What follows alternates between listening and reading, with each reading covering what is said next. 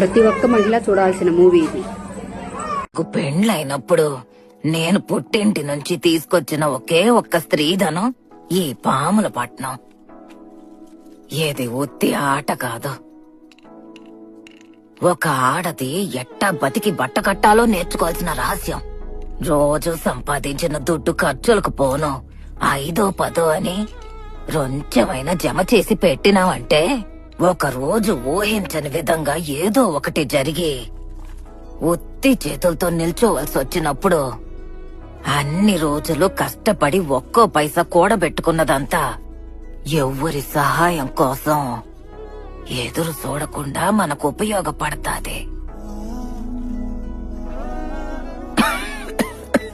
ఒక మనిషి సంతోషంగా ఉండడానికి దుడ్డు కావాలో లేదో నాకు తెలీదు, కానీ మర్యాదగా ఉండడానికి దుడ్డు కావాల్సిందే.